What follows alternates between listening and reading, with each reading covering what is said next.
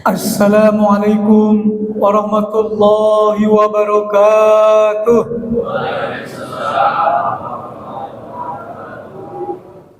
Alhamdulillah, alhamdulillahilladzi arsala rasulahu bil huda wa dinil haq liyudhhirahu ala dini kulli walau karihal musyrikun. Asyhadu an la ilaha illallah wahdahu la syarikalah wa asyhadu anna Muhammadan abduhu wa rasuluhu la nabiyya ba'da. Ayyuhal kiram shaimin wa shaimat jamaah Masjid Baitus Salam. Semoga apa yang kita lakukan selama bulan Ramadan ini, semoga Allah menerima dan meridhoi setiap amal yang kita lakukan.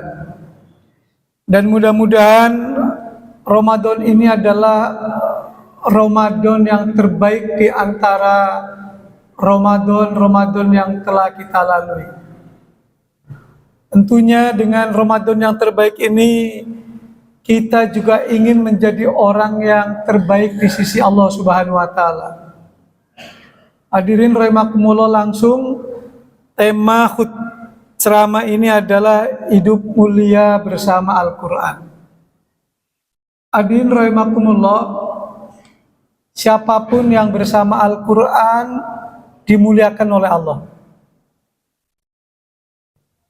Kanjeng Nabi Muhammad itu adalah utusan Nabi yang terakhir.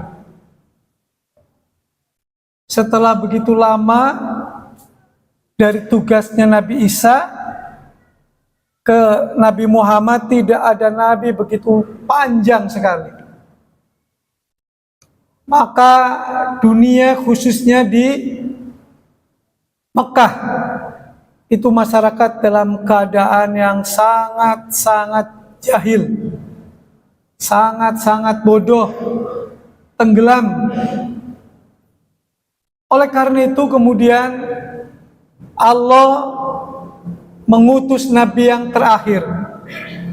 Allah mengutus agama yang terakhir. Kemudian Allah menurunkan Al-Quran sebagai kitab yang terakhir.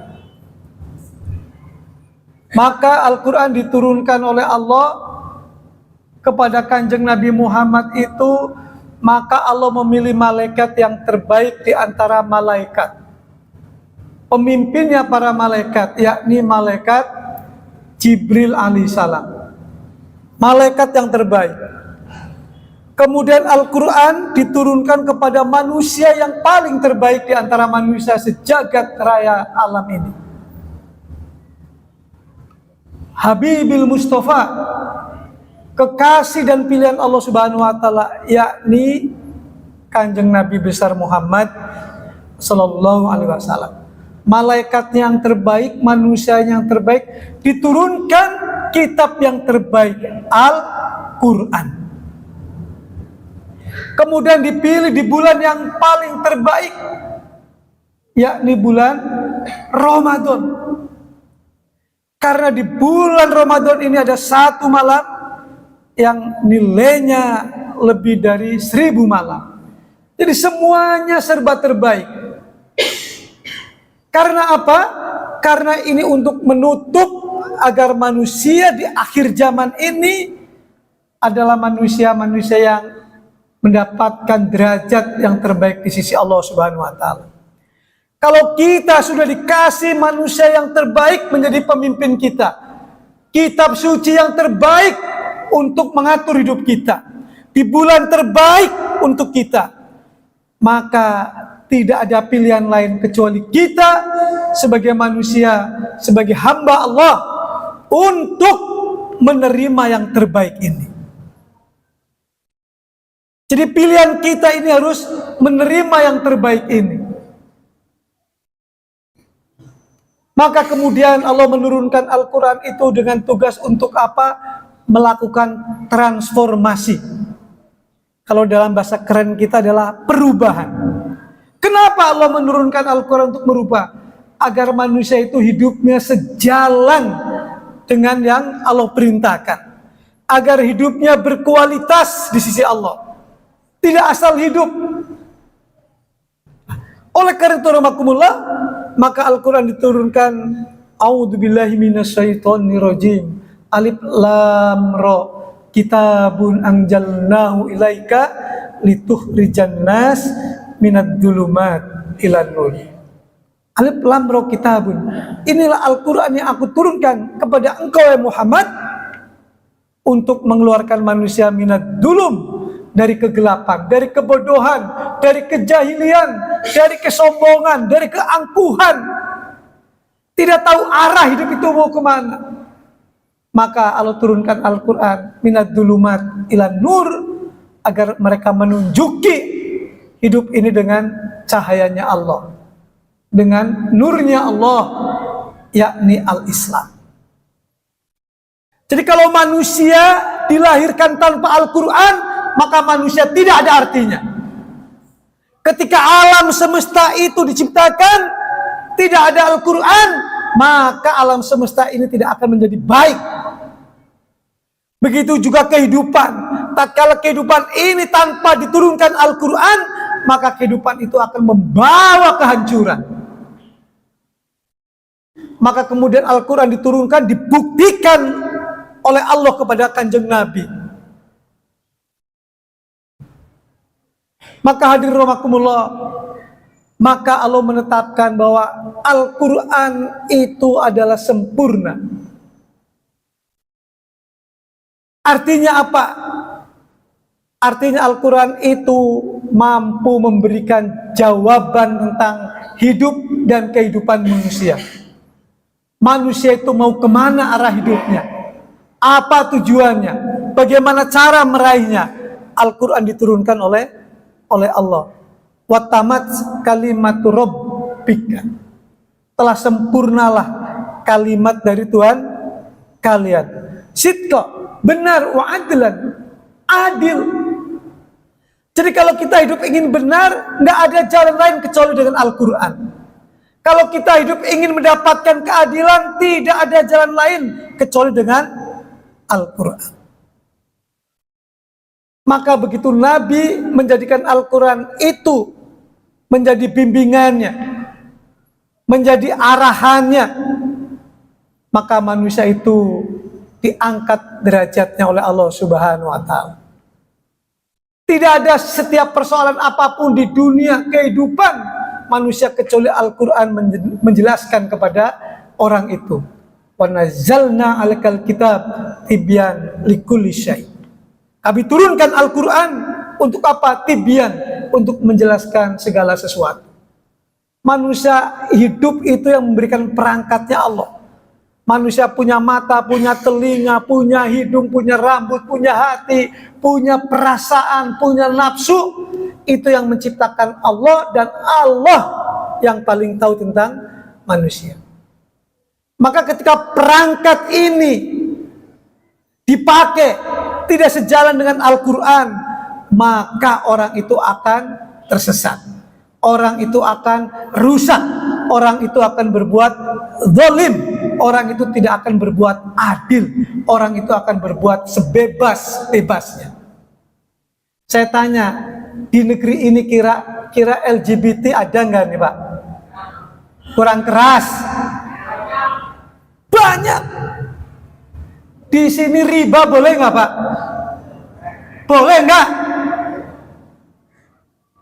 Apa layak manusia-manusia yang menjadi pemakan riba akan diangkat derajatnya oleh Allah? Tidak. Ya ayyuhalladzina amanu la taqulu riba ad'afam mudha'afa. Fattaqullah la'allakum tuflihun.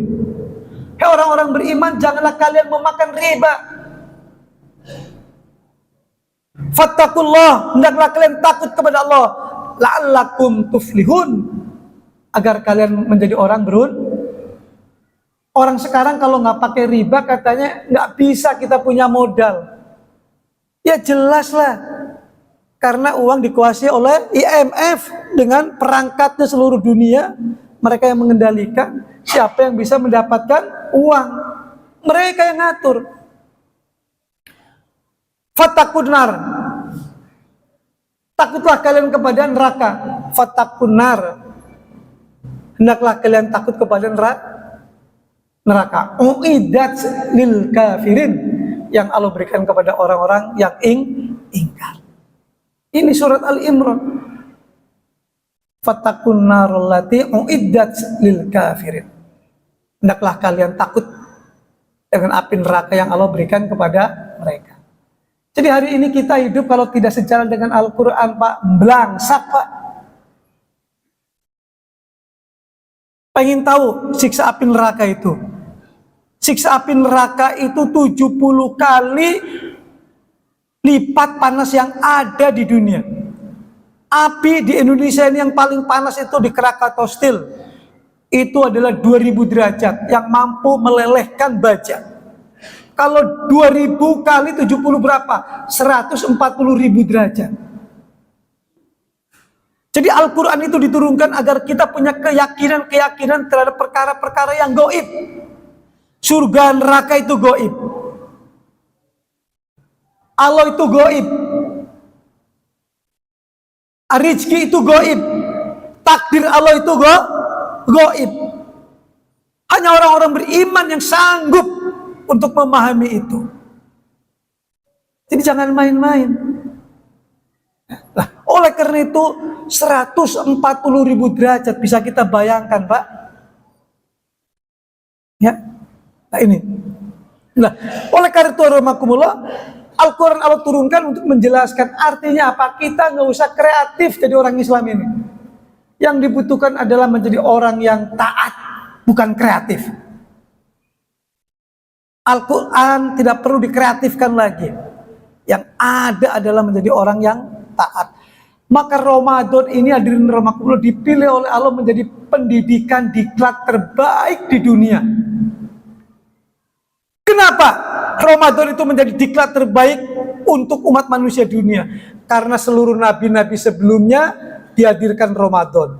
Mereka juga menjalankan Ramadan. Jadi pesertanya dari mulai kanjeng Nabi Adam sampai kanjeng Nabi Muhammad diteruskan oleh umatnya sampai hari ini.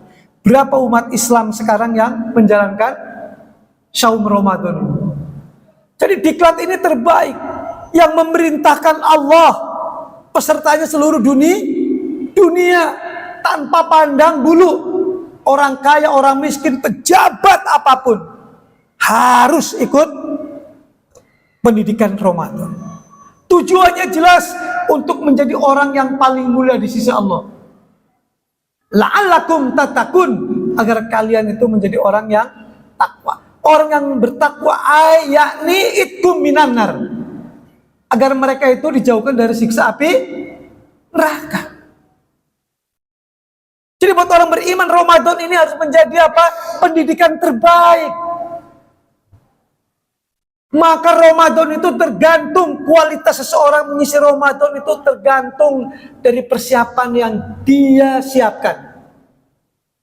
Maka 2 bulan sebelum Ramadan sudah diinfokan, Allahumma barik lana fi Rajab wa Sya'ban wa baligna Ramadan.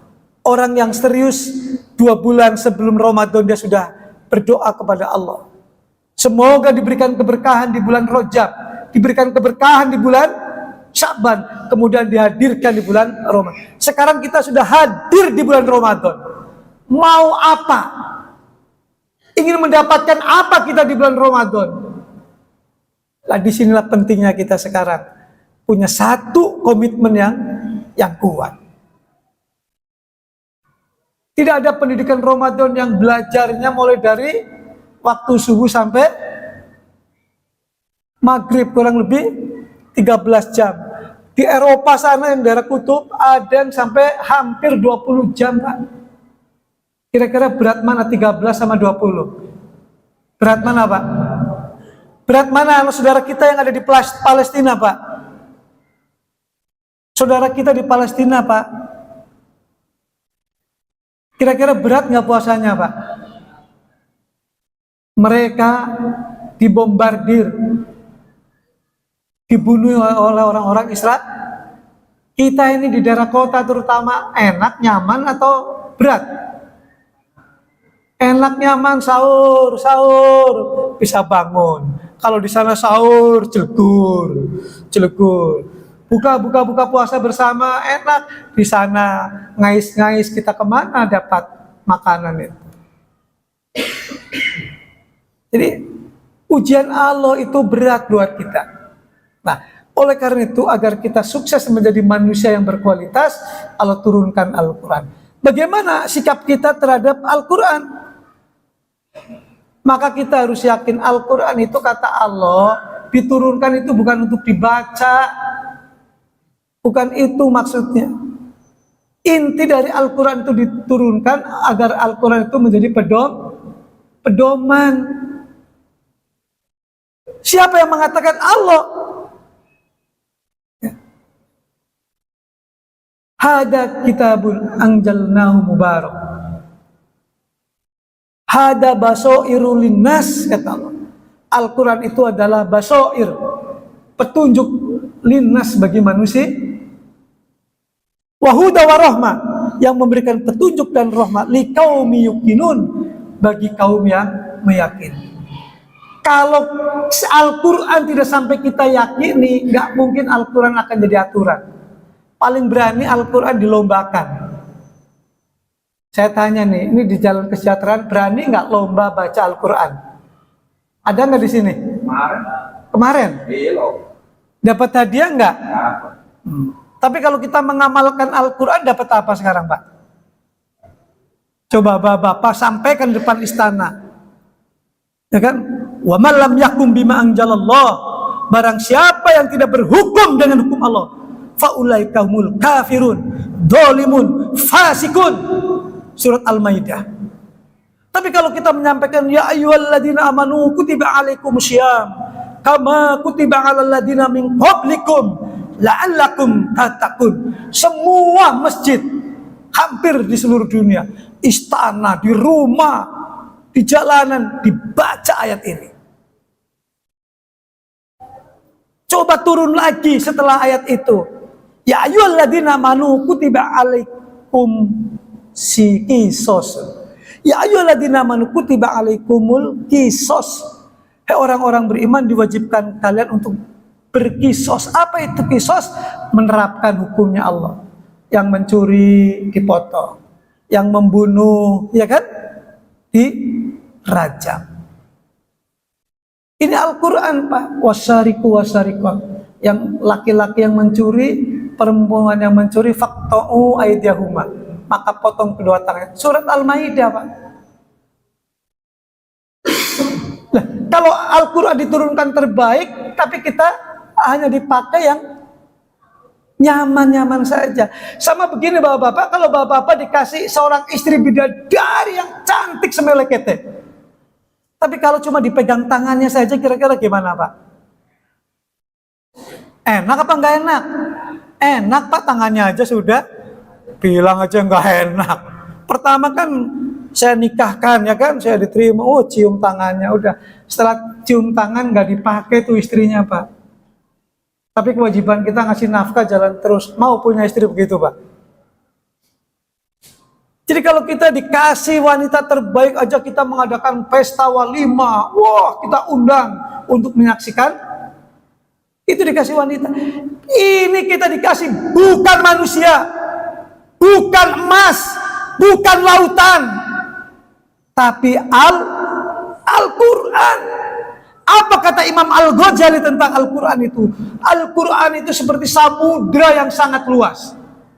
Coba kalau kita lihat samudra yang sangat luas, maka ada orang yang hobinya traveling, begitu ke laut, yang penting dia apa? Jalan-jalan, lihat di laut, seneng, dapat laut sudah seneng.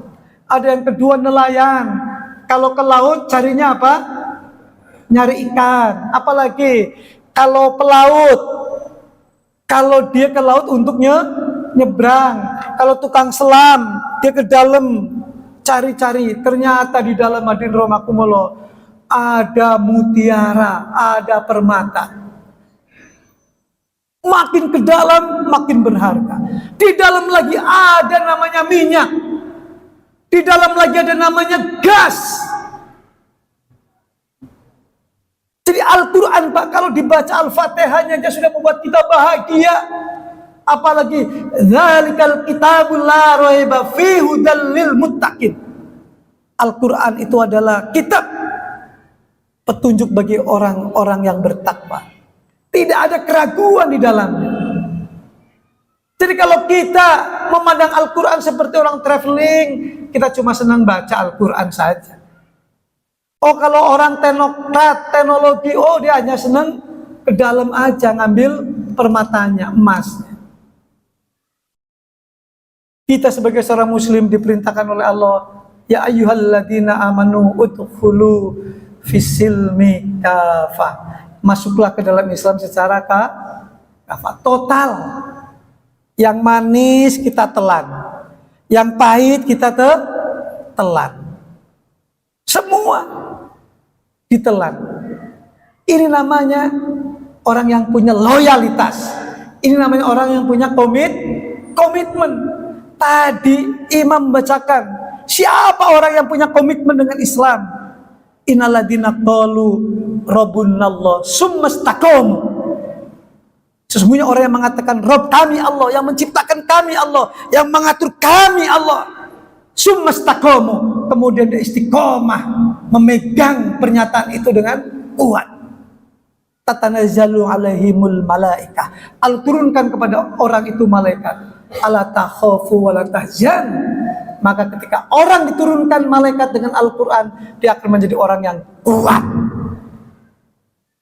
Hudal linnas, petunjuk bagi manusia. Wal furqan, mampu membedakan mana yang hak, mana yang.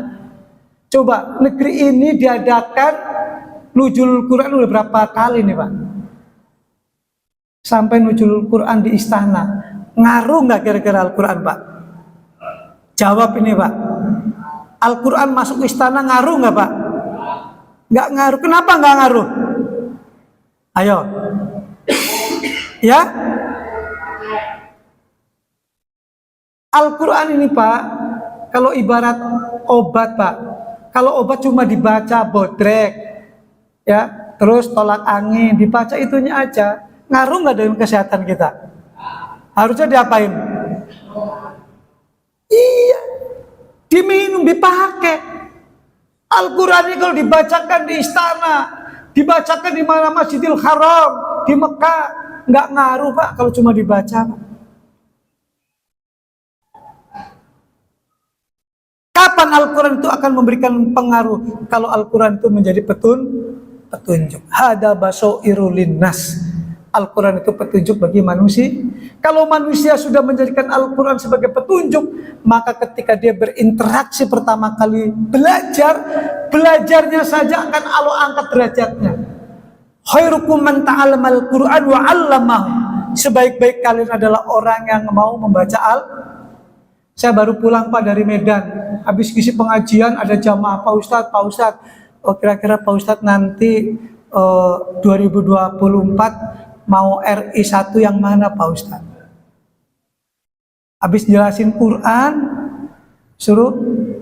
saya bilang begini, kita pengalaman RI 1 sampai RI berapa sekarang Pak? Hah? Kayak pelan-pelan di sini ngomongnya. RI ini sudah berapa kali Pak? Hah? RI itu 7. Saya tanya, ada dari RI 1 sampai RI 7 yang mau pakai Al-Quran Pak? Gak ada. Pak Nabi ini orang yang termulia di dunia, manusia yang terhebat, Nabi terhebat. Nabi itu hidupnya dituntun dengan apa? Al-Quran. Itu Nabi.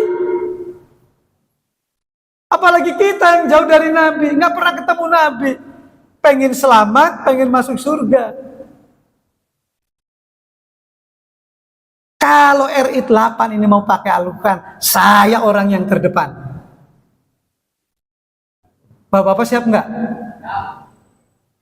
Bukannya siap, ini kewajiban besar. Ya. Jadi ceramah ini yang membuat kita ini cerah Pak. yang membuat kita nih galau, sehingga kita mikir. Nah, maka hari demi hari ini Pak, ini yang terbaik. Mungkin kita banyak dosa dulu Pak, manfaatkan hari ini yang terbaik. Mudah-mudahan negeri ini akan menjadikan negeri yang siap untuk menerima Quran. Amin. Mudah-mudahan negeri ini para pemimpinnya akan kembali kepada Al-Quran. Mudah-mudahan negeri ini akan diselamatkan dengan Al-Quran.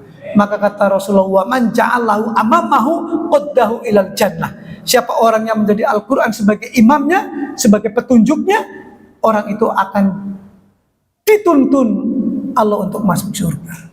Coba Pak, ada undang-undang yang akan ngajak kita masuk surga Pak? Ada nggak undang-undang? Coba. Undang-undang sekarang, ada undang-undang tilang, ada undang-undang apa?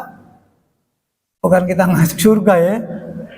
Jadi satu-satunya mujizat Pak undang-undang. Nah, Bapak Ibu sekalian, nanti kalau di akhirat akan diadili oleh undang-undang siapa? Al-Quran. Jadi nanti yang menjadi undang-undangnya Al-Quran. Al-Quran pengadilan tertinggi Pak, nggak ada yang sanggup. Nggak ada orang yang berani berbohong dengan Al-Quran, karena Al-Quran nanti akan menjadi syafaat. Syafaat itu akan membela. Kalau orang di dunia hidupnya pakai Al-Quran, nanti di akhirat akan dituntun oleh Al-Quran. Tapi kalau orang waktu di dunia dia berpaling, menghindar, melecehkan, wa man a'rada an dzikri fa innallahu ma'isatan donka. Maka barang siapa yang menjauh dari Al-Quran, berpaling dari Al-Quran, menolak Al-Quran, fa innalahu ma'isatan donka, maka sesungguhnya dia mati dalam keadaan buta. Al-Quran itu surat Toha, buta dijamin Pak. Ya Rasul, lima hasortani ama faqad kuntu basiro. Ya Allah, kenapa engkau matikan aku dalam keadaan buta, padahal dulu aku melek? Apa kata Allah? Kamu ya, waktu di dunia dikasih mata tidak mau dipakai untuk membaca Al-Quran, melihat Al-Quran. Dikasih pendengaran, nggak mau mendengarkan nasihat Al-Quran. Protes. Rasain lo, kata Allah.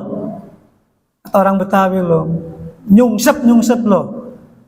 Ini Al-Quran Pak, tegas bahasanya.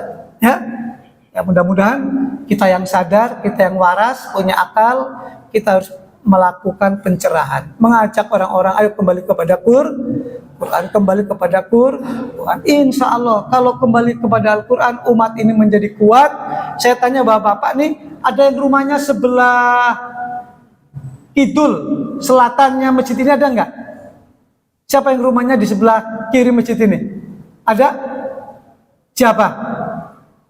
Siapa orangnya? Yang rumahnya di sebelah kiri masjid ini siapa? Mana ngacung tangan? Nggak ada. Ada nggak? Mana ngacung? Yang rumahnya sebelah kiri masjid siapa? Ada. Begitu dia masuk masjid, sholatnya ngadep ngidul atau ngadep kiblat? Yang dari utara, lor, masuk ke masjid Baitul Salam, ketika sholatnya ngadep mana? Menghadap ke kiblat. Yang dari timur ngadep kemana? Yang dari barat, sudah dari barat masuk ke sini, ngadep kemana? Pertanyaannya, kenapa kita harus menghadap kiblat? Kira-kira gimana? Kenapa kita harus menghadap kiblat? Karena perintah Allah. Jadi ketika kita masuk ke suatu tempat, masuk ke suatu negeri, negeri ini bukan negeri kita, punya Allah. Masjid ini bukan masjid kita, masjidnya bumi ini bumi Allah. Kalau kita ingin selamat, sholat ngadep kiblat. Hukum siapa yang berlaku? Hukum siapa? Hukum yang ngomong satu kurang kenceng nih. Hukum siapa yang dipakai? Hukum Allah. Kenapa kita waktu nguburin mayat nggak ngadepin tuh ke utara, nggak ngadep ke selatan, nggak ngadep ke timur? Kenapa ngadep ke kiblat? Karena perintah. Jadi kalau kita ingin kembali selamat, jalankan aturan Allah. Sanggup napa mboten? Sanggup napa mboten niki? Alhamdulillah. Kita nih umat Islam ini butuh orang-orang yang punya mental. Nah, saya tegas, kalau RI 8, RI 7 mau pakai Al-Quran, saya orangnya. Ya. Tapi kalau bukan, mohon maaf lahir batin. Saya nggak bertanggung jawab, sudah menyampaikan. Wallahu a'lam bishawab. Ya, jangan pernah puas mendengarkan ceramah saya, karena saya bukan pemuas di sini. Ya, Assalamualaikum warahmatullahi wabarakatuh.